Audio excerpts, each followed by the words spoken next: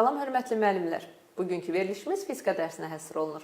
Biz bugün Hədiyyə Qəmbərovanın təqdimatında elektrik sahəsi və elektrik yükünə dair müxtəlif test tapşırıqlarının izahı ilə tanış olacağıq. Salam Hədiyyə xanım. Salam, xoş gördük. Hədiyyə xanım, qeyd olunan mövzularla bağlı müəllimlər hansı məsələlərlə qarşılaşacaqlar?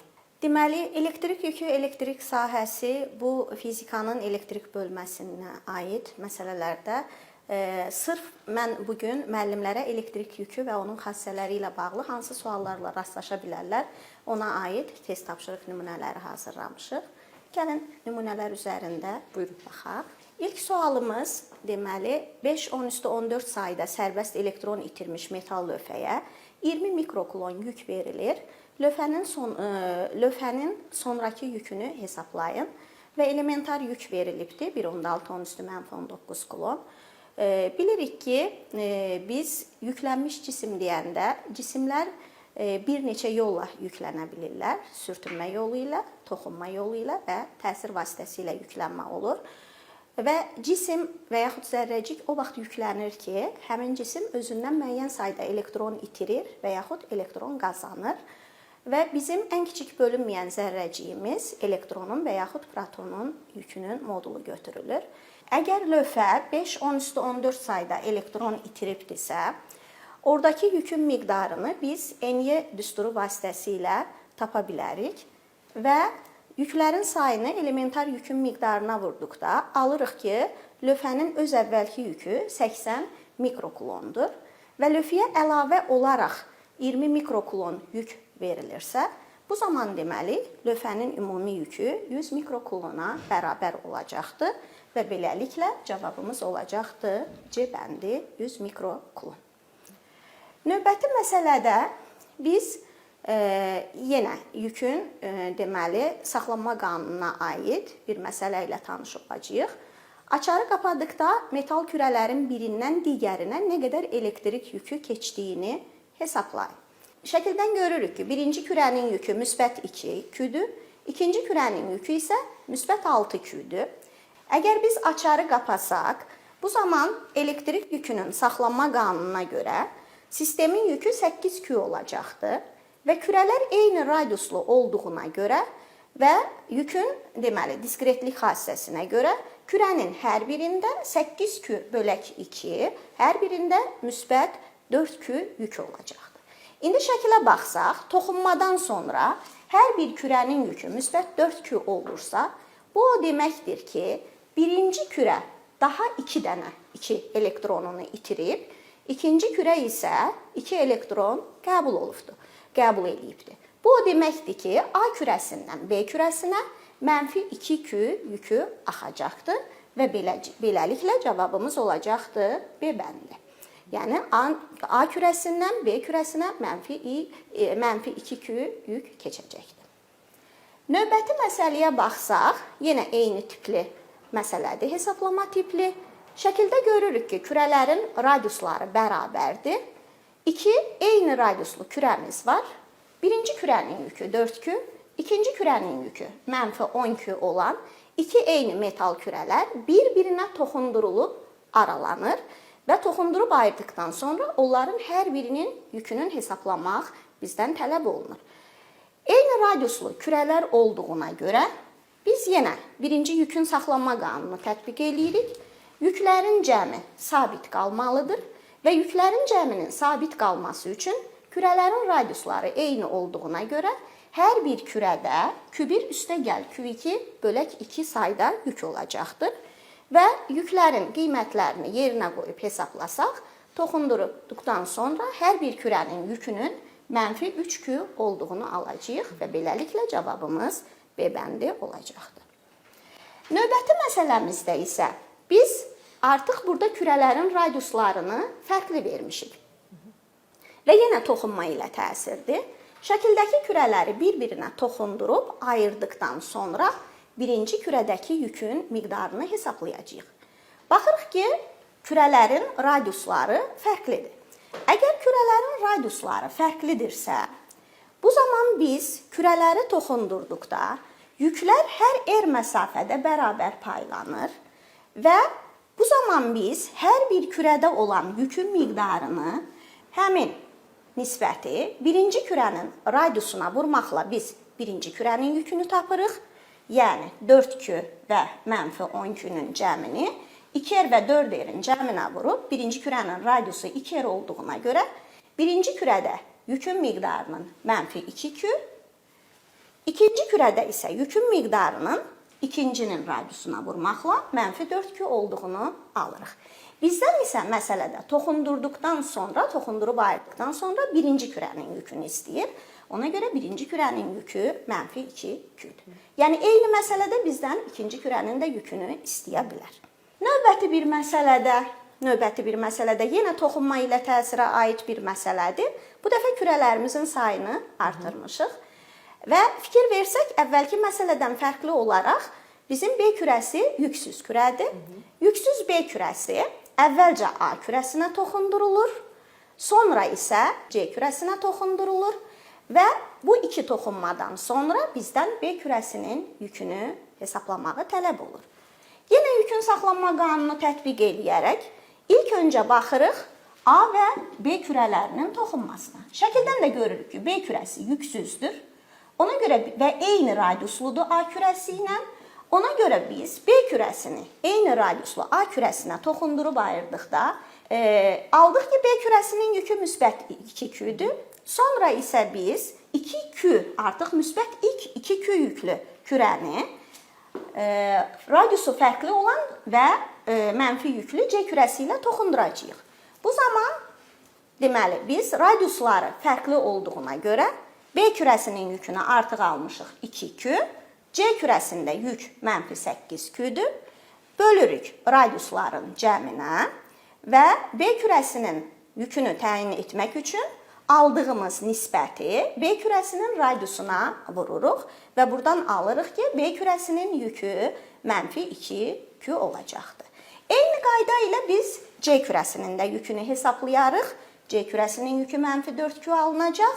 Məsələdə isə bizdə B kürəsi hər iki kürəyə toxundurulduqdan sonra B-nin yükünü istəyir. Ona görə B2 üçün almışıq -2Q yükünü. Beləliklə cavab B bəndi -2Q'dur. Deməli, növbəti məsələdə belə bir məsələ ilə rastlaşırıq. -Q yükü ilə elektriklənmiş elektroskopa müsbət 2Q yüklü çubuğu toxundurduqda elektroskopun yarpaqlarının vəziyyəti necə dəyişər? Yenə toxunma ilə təsirə aid bir məsələdir. Bilirik ki, cisimlərin yüklü və yüksüz olmağı elektroskop adlanan cihazın köməyi ilə müəyyən olunur. Əgər elektroskopun kürəsi -Q yükü ilə yüklənibdirsə, onda yarpaqlar da mənfi yüklə yüklənəcək və bu zaman eyni işarəli yüklər bir-birini itələdiyinə görə elektroskopun vərəqləri aralanacaqdır. Bu zaman yükün saxlanma qanununa görə sistemin yükü -Q üstə gəl müsbət 2Q müsbət Q-yə bərabər olacaqdır. Deməli, bu zaman nə baş verəcək? Əvvəlcə elektroskopun kürəsinin yükü sıfırlanacaq və sonra yenidən, burada yükün, müsbət yüklərin sayı artıq olduğuna görə elektroskopun kürəsi müsbət yüklə yüklənəcək. Və elektroskopun kürəsi müsbət yüklə yüklənəndə vərəqlər də müsbət yüklə yüklənəcək və bu zaman yenidən vərəqlər açılacaq. Ona görə elektroskopun deməli, yükü sıfırlanan zaman vərəqlər əvvəlcə qapanacaq, sonra yenidən müsbət yüklə, yəni eyni işarəli yüklə yükləndiyinə görə ayrılacaq və cavabımız olacaqdır Y variantı. Artıq növbəti məsələlərdə biz təsirlə elektriklənməyə baxacağıq. Deməli, fizikada belə bir bölməmiz var ki, elektrostatik induksiya hadisəsinə görə yüklü cisimlər metal keçirici lövhələrə yaxınlaşdırıldıqda, bu zaman həmin lövhələrin daxilində yüklər yenidən paylanır. Və bu hadisəyə biz elektrostatik induksiya hadisəsi deyirik və təsirlə elektriklənmə deyilir. Məsələmiz həmin mövzuya aiddir. Bir-birinə toxunan neytral, yəni yüksüz A və B metal kürələrinə mənfi yüklənmiş çubuq yaxınlaşdırılır. Toxundurmur, yaxınlaşdırılır. Bir-birindən çubuğu yaxınlaşdırdıqdan sonra biz kürələri, A və B kürələrini bir-birindən ayırırıq və bu zaman kürələrin hansı yüklə yükləndiyini bizdən soruşur ki, A və B kürələri hansı işarəli yükə malik olar. Elektrostatik induksiya hadisəsinə görə biz mənfi yüklənmiş çubuğu və yaxud lövhəni kürələrə yaxınlaşdırdıqda, onda bu mənfi yüklənmiş cisim A kürəsinin daxilindəki mənfi yükləri B kürəsinə doğru itələyəcək və mənfi yüklənmiş cisim əks işarəli yükləri, yəni müsbət yükləri A kürəsinə doğru çəkəcək və bu zaman A kürəsi müsbət, B kürəsi isə mənfi yüklə yüklənəcək və beləliklə cavabımız A bəndi olacaq ki, deməli ayırdıqdan sonra A kürəsinin yükü müsbət, B kürəsinin yükü isə mənfi işarəli olacaqdır. Və bu məsələdə mən istəmişəm müəllimlərə həm toxunma ilə, həm yaxınlaşdırma ilə təsirə aid bütün nümunələri göstərə bilim, bütün versiyaları. Deməli, dielektrik dayaq üzərində paralel yerləşdirilmiş və B və C keçirici lövhələr yüksüzdür. Müsbət yüklənmiş kürəciyi lövhələrə müxtəlif tərəflərdən toxundurduqda və ya yaxınlaşdırdıqda bu zaman lövhələrin yüklərinin hansı işarəli ola biləcəyini müəyyən etməliyik. Yəni deyir ki, biz müxtəlif tərəflərdən yaxınlaşdırsaq və yaxud toxundursaq, verilmiş variantlardan hansını ala bilmərik. Deməli, görürük ki, B və C keçirici lövhələrdir və dielektrik dayaq üzərində yerləşdirilib. Yanında isə başqa bir dielektrik dayaq üzərində yerləşdirilmiş yüklü kürə var. İlk variant olaraq mən kürəni sol tərəfdən birinci metal lövhəyə toxundururam. Və əgər bu kürə birinci metal lövhəyə toxundurulursa, bu zaman toxunma ilə təsirə görə bu lövhə bütövlükdə müsbət yüklə yüklənəcəkdir. İkinci lövhə ilə birinci lövhə arasında müəyyən məsafə olduğuna görə artıq bunlarda yaxınlaşma ilə təsir yaranacaqdır və birinci lövhənin yükü müsbət olduğuna görə ikinci lövhədə birinci lövhəyə yaxın olan tərəflərdə mənfi elektrik yükləri toplanacaq, müsbət yüklər isə sağ tərəfdə toplanacaq. Yəni biz yüklü kürəni paralel lövhələrə sol tərəfdən yaxınlaşdırsaq A bəndinə uyğun cavabı ala bilərik. Növbəti halda yüklü cismi yuxarıdan hər iki lövhəyə toxundururuq. Əgər bu cisim müsbət yüklənibdirsə, deməli lövhənin hər ikisi də müsbət yüklənəcək. Yəni B bəndindəki halı da biz ala bilərik. Sonra həmin yüklü kürəni mən sağ tərəfdən metal lövhələrə toxundururam. Onda birinci versiyanın əksinə olaraq ikinci lövhə müsbət yüklə yüklənəcək. Sonra isə lövhələr arasında elektrostatik induksiya hadisəsinə görə lövhənin deməli sağ tərəfi mənfi, sol tərəfdə isə müsbət yüklər yığılacaq.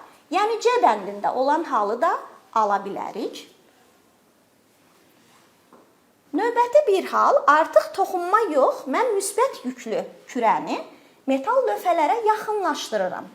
Və bu zaman hər iki lövhədə deməli təsirlə elektriklənmə olacaq. Müsbət yüklü kürə yüksüz lövhəyə yaxınlaşdırıldığına görə yenə müsbət yük bunun daxilindəki mənfi elektronları özünə tərəf yığacaq. Sol tərəf mənfi yüklə, sağ tərəf isə müsbət yüklə yüklənəcək. Digər lövhədə yenə elektrostatik induksiyaya görə mənfi müsbət yüklənəcək və biz D bəndində olan variantı da nə edə bilirik? Ala bilirik. Aydın məsələdir ki, buradan analoji olaraq cavabın Y olduğunu biləcəyik. Amma qalan başqa bir hala da mən baxmaq istədim. Yəni şəklin özündə olduğu kimi yüklü kürəni elə sağ tərəfdən deməli metal lövhəyə yaxınlaşdırdıqda bu zaman isə yüklərin deməli təsirlə elektriklənmədir. Mənfi müsbət bu cür paylandığını görürük ki, variantlarımızda bu cavab yoxdur. Deməli biz rast gələ bilmirik bir dənə Y halına. Ona görə doğru cavabımız Y bəndi olacaqdır. Başqa bir məsələdə, deməli, K açarının açıq vəziyyətində elektroskopun yarpaqları açıqdır. K açarını qapasaq, yarpaqların vəziyyəti necə dəyişir? Əgər açarın açıq vəziyyətində yarpaqlar açıqdırsa, deməli, elektroskop yüklüdür. Və baxırıq ki, ilk olaraq mənfi yüklü kürə elektroskopa yaxınlaşdırılıbdır. Bu o deməkdir ki, mənfi yüklü kürə elektroskopa yaxınlaşdırılıbsa, elektroskopun kürəsi müsbət yüklə, vərəqlər isə mənfi yüklə yüklənmişdir.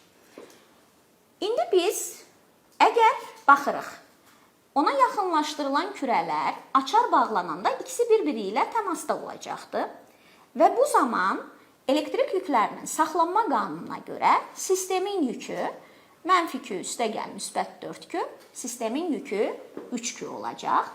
Yəni bağlı vəziyyətdə artıq sistemin yükü 3Q-dür və biz onda baxırıq ki, kürələrin radiusları fərqlidir. Belə çıxır ki, onda birinci kürədə əvvəlki məsələlərdə baxdığımız kimi 3Q-nü ikisinin bir yerdə radiusu 3R və R-ə vursaq, birinci kürənin yükü olacaqdır müsbət Q. İndi biz deməli görürük ki, açarı qapadıqdan sonra artıq əvvəlcə mənfi yüklənmiş kiçik kürənin yükü olacaqdır müsbət Q. Və açar qapanmamışdan əvvəl kürənin yükü -Q idi. Açar qapandıqdan sonra isə kiçik kürənin yükü müsbət Q olduğuna görə onda elektroskopun kürəsi mənfi, vərəqlər isə müsbət elektrik yükü ilə yüklənəcəkdir. Bu o deməkdir ki, deməli, əvvəlcə açarın açıq olduğu vəziyyətdən əvvəl elektroskopun kürəsi müsbət yüklü idisə, deməli, bunun yükü sıfırlanacaq və sonra yenidən kürə mənfi yüklə yüklənəndə yarpaqlar müsbət yüklə yükləndiyinə görə yenidən vərəqlər açılacaq. Ona görə bu halda bizim deməli cavabımız C bəndi. Vərəqlər əvvəlcə qapanır, elektroskopun yükü sıfırlanan zaman, sonra yenidən vərəqlər müsbət yüklə yükləndiyinə görə vərəqlər yenidən açılacaqdır. Növbəti bir məsələmiz artıq keçirik yüklərin qarşılıqlı təsir qüvvəsinə. Biz bilirik ki, elektrik yükləri eyni işarəlidirsə bir-birini Kulon qüvvəsi ilə itələyir. Əks işarəlidirsə bir-birini eyni qüvvə ilə Kulon qüvvəsi ilə cəzb edəcək. Yəni yüklər arasındakı qarşılıqlı təsir elektromaqnit qarşılıqlı təsirdir. Buna aid bir məsələ veribdir. Kütlələri eyni, yükləri 3Q və 9Q olan iki kürənin bağlandığı iplər arasındakı bucaq alfadır. Deməli, yüklər əks işarəlidir, onlar bir-birini itələyir və iplər bir-birindən alfa bucağı qədər aralanıb. Kürələri bir-birinə toxundursaq, bu zaman kürələrin yükü və alfa bucağı haqqında nələr deyə biləcək, onu bizdən soruşur. İlk olaraq, Kulon itələmə qüvvəsini tətbiq eləsək, bilirik ki, birinci kürənin yükün ikinciyə təsiri, ikincinin birinciyə təsirinə bərabərdir və Kulon qüvvəsi K, Q1, Q2 bölək R kvadratla müəyyən olunur. Biz hər birində olan yükün miqdarını nəzərə alsaq, deməli, bu kürələr bir-birini 27K Q kvadrat bölək R kvadrat qüvvəsi ilə itələyirlər. Biz əgər kürələri bir-birinə toxundursaq, yükün saxlanma qanununa görə sistemin yükü 12Q-dür və yenidən ayırsaq, əvvəlki məsələlərdə gördüyümüz kimi, kürələrin radiusları fərqli olduğuna görə birinci kürənin yükü 4Q, ikinci kürənin yükü isə 8Q olacaqdır və bu zaman yüklərin cəmi 4Q üstəgəl 8Q yenə 12Q olacaqdır. Biz bunu yükün saxlanma qanununa görə də elə deyə bilərdik ki, yüklərin cəmi dəyişməyəcək. Bu halda biz qüvvələri hesablasaq, artıq birinci kürənin yükü 4Q, ikincinin yükü 8Q-dür və bu zaman Kulon itələmə qüvvəsi 32K Q kvadrat bölək R kvadrat olacaq ki, bu da əvvəlki 27K Q kvadrat bölək R kvadratından böyükdür. Deməli, yüklərin cəmi dəyişmədi, 12 olaraq qaldı. Yüklər arasındakı bucaq isə yüklər arasında təsir qüvvəsi isə artdı. Təsir qüvvəsi artdısa, bunlar bir-birini daha böyük qüvvə ilə itələdilər və bu zaman, deməli, alfa bucağımız artacaq və cavabımız olacaqdır Y bəndi, yüklərin cəmi dəyişməz, alfa bucağı artar. Başqa bir məsələmiz, bir düz xətt boyunca C, D və Y nöqtələrinə növbə ilə 12Q, 6Q və 3Q yüklü cisimlər gətirilir. Yüklü D cisminin sükunətdə qalması üçün R1 məsafəsinin R2 məsafəsinə nisbətini hesablamalıyıq. Yəni, şəkildə göründüyü kimi R1 və R2 C və CD və DG arasındakı məsafələrdir. Biz D kürəsinin sükunətdə qala bilməsi üçün C kürəsinin yüklərin hər üçü müsbət olduğuna görə 12Q yükü 6Q yükünü itələyəcək. Baxırıq. Deməli, C-nin D-yə təsiri hər ikisi müsbət olduğuna görə C D-ni itələyəcək.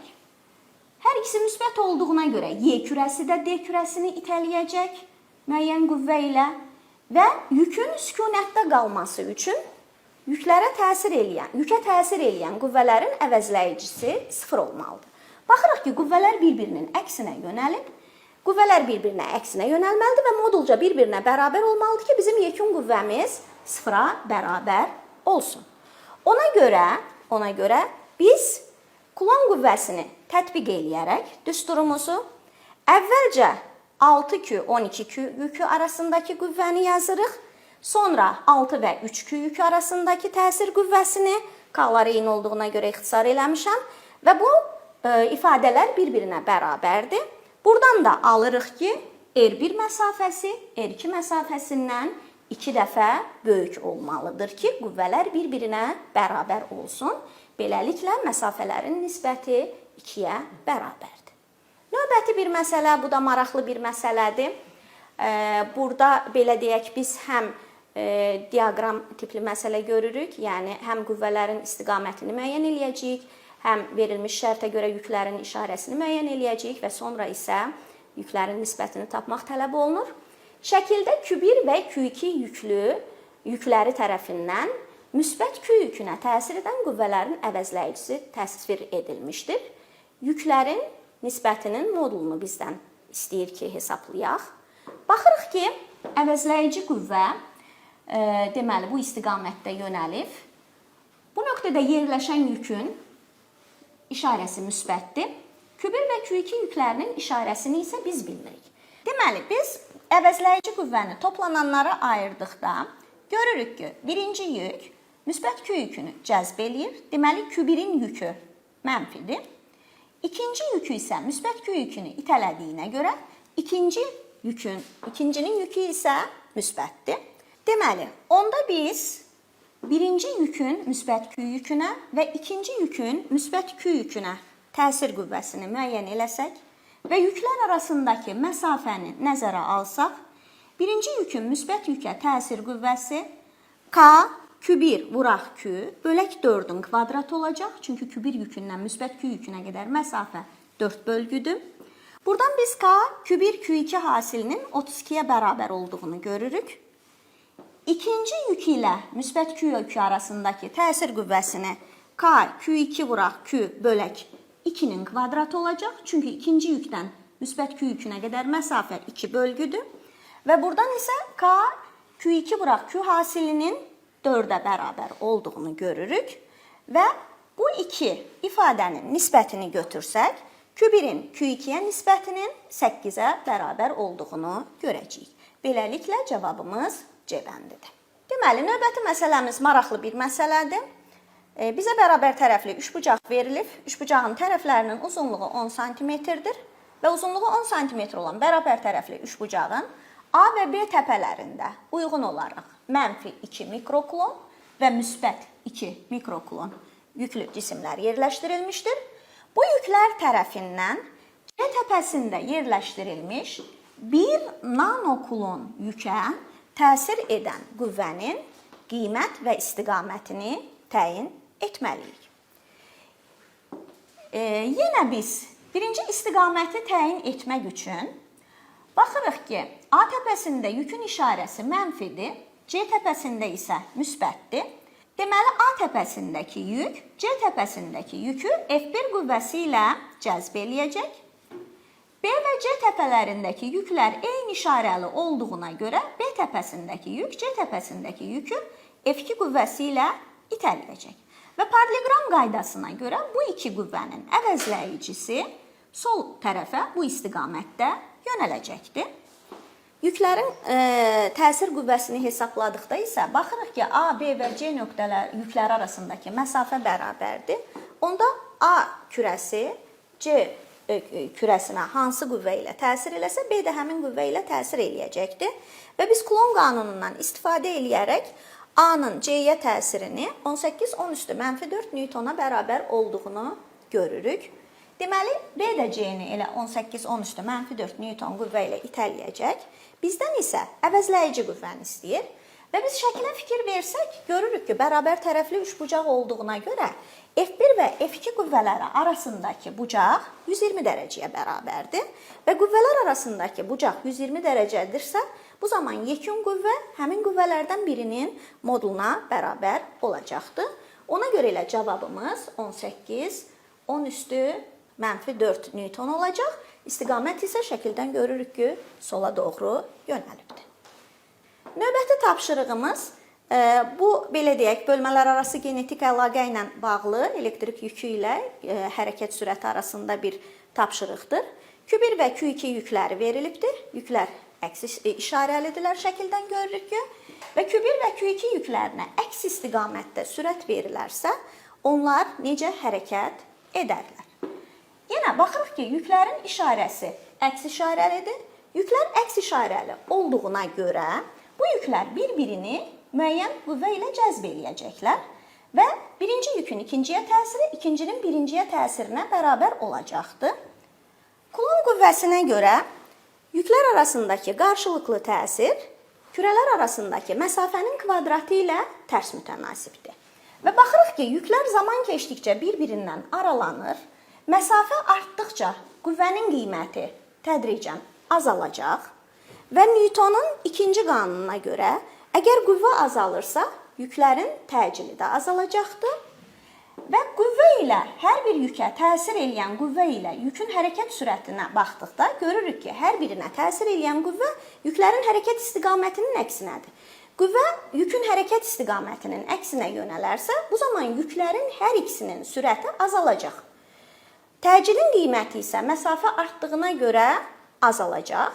Ona görə hər iki kürə azalan təcillə yavaşayan hərəkət eləyəcəkdir. Cavabımız Y bəndi olacaqdır. Növbəti məsələmiz, artıq bu məsələdə biz elektrik yüklərinin yaratdığı elektrik sahəsinin intensivliyinə baxırıq. Bilirik ki, müsbət yükün yaratdığı elektrik sahəsinin intensivliyi müsbət yüklərdən çıxır. Mənfi yükün yaratdığı sahənin qüvvə xətləri isə mənfi yükə doğru gəlir. Bizə belə bir məsələ verilib, çevrə üzərində nöqtəvi müsbət və mənfi yükləri şəkildəki kimi simmetrik olaraq yerləşdirilmişdir. Çevrənin mərkəzində hər bir yükün yaratdığı sahənin intensivliyinin modulu Y olarsa, bütün yüklərin yekun intensivliyini hesaplamalıyıq. Bayaq dediyimiz kimi, deməli, sahə müsbət yük tərəfindən yaradılıbsa, müsbət yükün yaratdığı sahənin intensivliyi müsbət yükdən çıxır. Mənfi yükün yaratdığı sahənin intensivliyi mənfi yükə doğru gəlir. Y-nin qiymətini isə biz K2/R² düsturu ilə hesablayırıq. Baxırıq ki, yüklər hamısı mərkəzdən eyni məsafədədirlər. Ona görə hər bir yükün intensivliyinin qiyməti bir-birinə bərabər olacaqdır. İndi şəkilə diqqət eləsək. Simmetrik şəkildə yerləşdirilmiş bu iki müsbət yük müsbətdən çıxır. Bu ikisi bir-birini sıfırlayacaq. Mənfiyə doğru gəlir, mənfiyə doğru gəlir. Bunlar da bir-birini sıfırlayacaq. Müsbət Q2 ilə mənfi Q2-nə baxsaq, müsbətdən çıxıb mənfiyə doğru gələcək. Burada isə müsbətdən çıxıb mənfiyə doğru gələcək. Və biz belə bir şəkil alacağıq. Və bu zaman Pifaqor teoreminə görə biz yekun sahənin intensivliyini kök altda Y1 kvadrat üstəgəl Y2 kvadratla hesablaya bilərik və beləliklə cavabın 2 kökdə 2Y olduğunu alacağıq. Növbəti bir məsələ və sonuncu məsələmiz verilibdir. AO və OB məsafələri bir-birinə bərabərdir. Bərabər məsafələrdə 2 müsbət Q yükü yerləşdirilir. OA OB-yə bərabər olduqda A və B nöqtələrinə gətirilmiş müsbət Q yüklərinin C nöqtəsində yaratdığı yekun elektrik sahəsinin intensivliyi hansı istiqamətdə yönələr? Əvvəlki məsələdə dediyimiz kimi, deməli, yük müsbət yükdürsə, elektrik sahəsinin intensivliyi ondan müəyyən məsafədəki nöqtədə yükdən çıxacaq. B nöqtəsində də müsbət yükdür, yükdən çıxacaq və bu iki intensivliyin əvəzləyicisi isə paralleloqram qaydasına görə yuxarıya doğru yönələcəkdir və cavabımız olacaqdır 1 istiqaməti. Şəkildə bu istiqamət 1 ilə göstərilir və cavabımız A bəndi olacaqdır. Diqqətinizə görə təşəkkür edirik. Ümid edirik ki, bugünkü tapşırıqlarımızın sertifikasiyaya hazırlaşan müəllimlərimiz üçün müəyyən köməyi olacaqdır. Təşəkkür edirik Hədiyyə xanım geniş izahlarınıza görə. Ümid edirik ki, müəllimlər üçün faydalı olacaq. Çox sağ olun.